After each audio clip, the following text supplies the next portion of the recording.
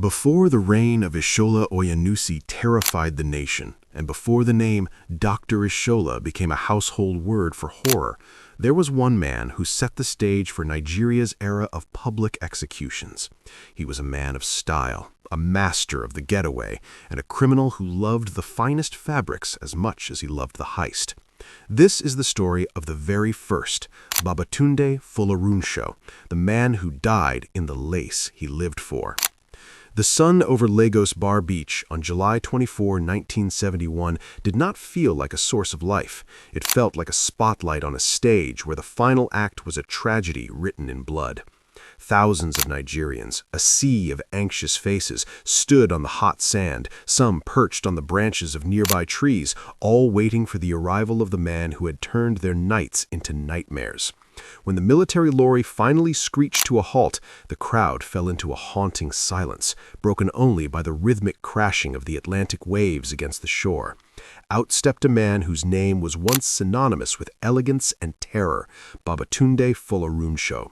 He did not look like a broken man or a common thief. He stood tall, draped in the shimmering, expensive folds of Wọnyọsi lace, the very fabric that had earned him the nickname Oni Lace.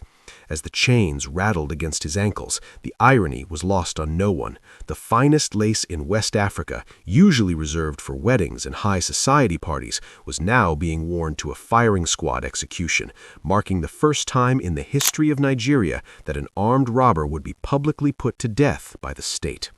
The atmosphere was a suffocating mix of carnival excitement and macabre dread, as the spectators realized they were witnessing the end of an era. Folorunsho moved toward the wooden stakes with an eerie, calculated calm, his eyes scanning the crowd as if he were still looking for an escape route or perhaps a final admirer. He was joined by two other condemned men, Joseph Ilobo and William Zoyazimo, but it was Folorunsho who held the gaze of the nation, representing the peak of a post-war crime wave that had brought the country to its knees. The transition from the chaos of the Nigerian Civil War to this moment of legalized violence at Bar Beach was a pivot point for the soul of the nation, signaling that the government was ready to use extreme measures to reclaim the streets. As the soldiers began to tie the thick hemp ropes around his lace-covered waist, the shimmering fabric caught the afternoon light one last time, a brilliant but hollow defiance against the inevitable volley of bullets that was seconds away from tearing through the air and silencing the legend of the lace-wearing bandit forever.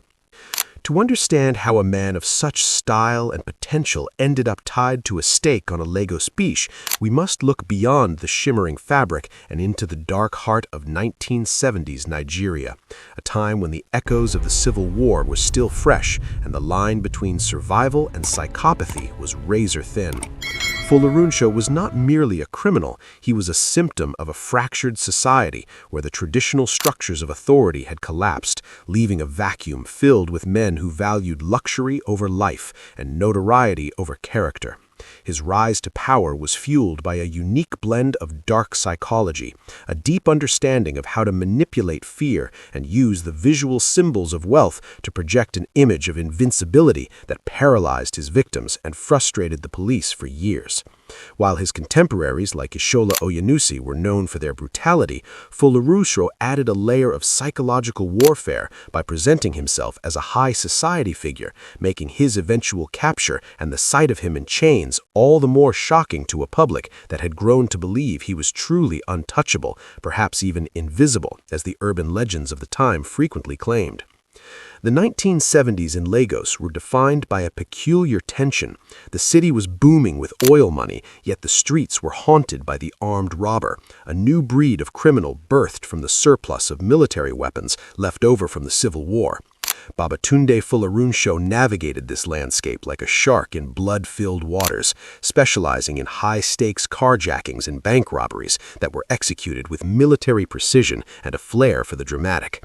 He was the ace driver for the most dangerous syndicates in the country, possessing a legendary ability to maneuver vehicles through the tight, chaotic alleys of Mushin and Lagos Island, often escaping through police cordons that seemed impenetrable to anyone else. His preference for lace was not just a fashion choice, it was a psychological brand, a way to signal to his victims and the authorities that he was operating on a level far above the common thug, demanding a twisted kind of respect even as he held a weapon to their heads. This obsession with luxury fabric during his operations earned him the title Baba Oni Lace, and it created a strange paradox where the most expensive material in the country became a red flag for impending violence, turning a symbol of success into a harbinger of doom. One of his most notorious strikes involved the robbery of Mr. Alfred Marshall Ogbeka, a crime that would eventually serve as the legal anchor for his death sentence. Folorunsho and his gang did not just take property, they took the peace of mind of the emerging middle class, striking at the heart of the Lagos dream and replacing it with a constant gnawing fear. The police force, led by officers who were under immense pressure from the military government of General Yakubu Gowon, found themselves constantly one step behind Folorunsho, who seemed to have an uncanny knowledge of their movements and a network of informants that reached deep into the heart of the community.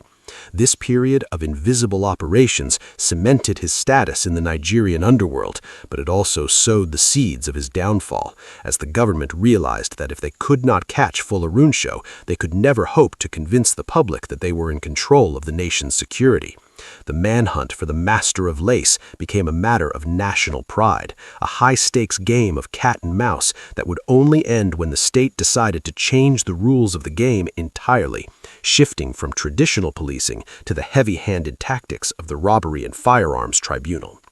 We are diving deep into the psychology of Nigeria's first celebrity criminal. Did you know that after Folorunsho's death, many Nigerians were actually terrified to wear lace because they didn't want to be associated with his spirit?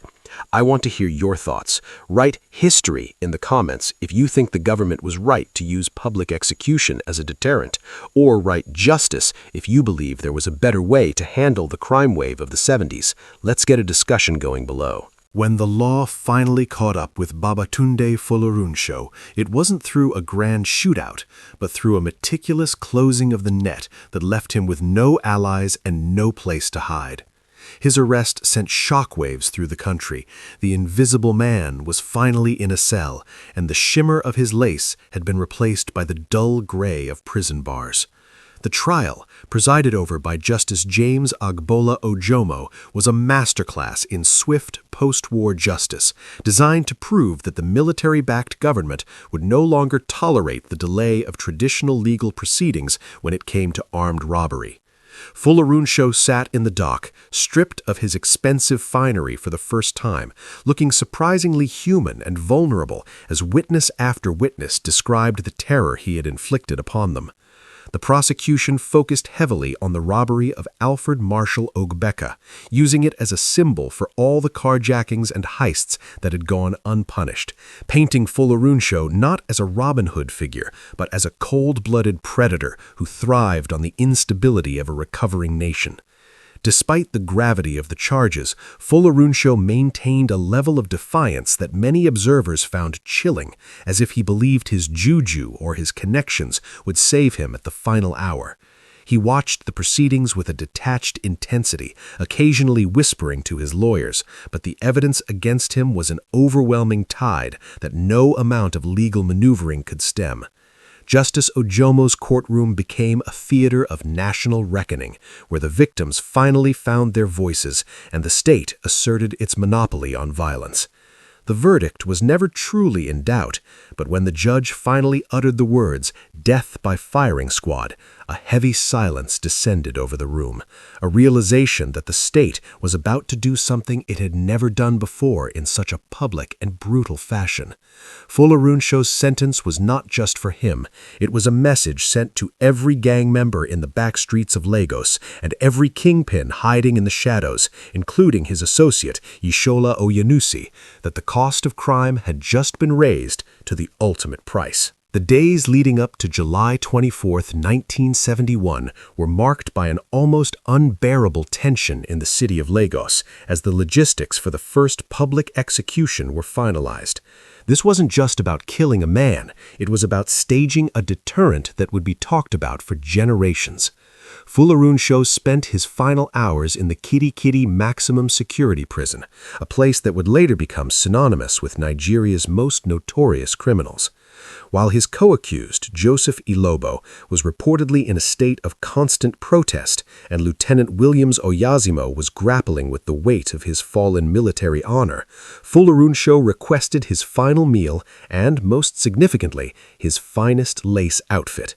He wanted to die as he had lived, as a man of style, perhaps hoping that the visual power of his clothing would cement his legend even after the bullets had done their work. The psychological impact of his composure during these final hours cannot be overstated. It suggested a man who had made peace with his shadow self and was ready to embrace the darkness he had cultivated throughout his career.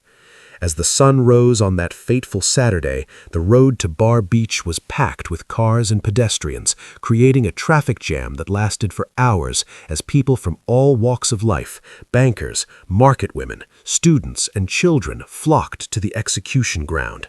The government had encouraged the turnout, wanting the public to see the end of evil with their own eyes. When the military truck arrived, the sight of Folorunsho in his gleaming white lace caused a murmur to ripple through the crowd. He looked more like a guest at a high society wedding than a man minutes away from death. The two other men with him provided a stark contrast. Ilobo was screaming his innocence to the heavens, while Oyazimo stood in a state of shock. But Folorunsho remained the focal point, a stoic figure against the backdrop of the Atlantic Ocean, representing a complicated era of Nigerian history where beauty and brutality were often intertwined. The walk to the stakes was short, but for the thousands watching, it felt like an eternity, a slow-motion collapse of a man who once thought he could outrun the wind and outwit the law. The final moments were a blur of ritual and violence. Military chaplain Colonel Pedro Martins approached the men, offering a final chance for confession and spiritual cleansing. While Ilobo continued to shout that the world was wicked and he was being murdered, Folorunsho simply nodded, his eyes fixed on the horizon, perhaps reflecting on the trail of victims he had left behind, or the Wọnyọsi legacy he was leaving to the history books. Then came the command, "I am." The soldiers, a line of disciplined shadows against the bright sand, raised their rifles. Fire! The sound was like a thunderclap that silenced the ocean itself. In an instant, the shimmering lace was shredded, stained by the reality of the life Folorunsho had led. The master of lace slumped against the ropes, his body a broken testament to the futility of a life built on the suffering of others. The crowd, which had been so loud just moments before, stood in a stunned, heavy silence as the military doctors moved in to certify the deaths, marking the official end of the first public execution in Nigeria. The legacy of Babatunde Folorunsho did not die on that beach. It morphed into a cultural haunting that lasted for decades. For years afterwards, the lace industry in Nigeria suffered as people associated the fabric with the Bar Beach show and the spirit of the armed robber. Even the legendary musician Ebenezer Obey had to address the social stigma in his music, warning people that while lace was beautiful, the character of the wearer was what truly mattered.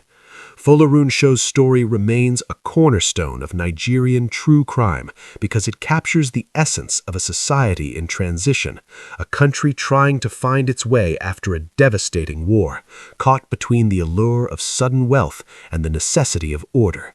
It serves as a grim reminder that no matter how stylish the mask or how expensive the fabric, the consequences of a life of crime eventually are woven into a shroud that no one can escape. The story of Babatunde Folorunsho, the man who died in the lace he loved, is more than just a tale of a robbery gone wrong. It is a profound lesson on the dark psychology of ambition. He had the charisma to lead and the skill to excel, yet he chose to apply those talents to the destruction of his fellow citizens. His life teaches us that true power is not found in what we can take from others, but in what we contribute to the world around us.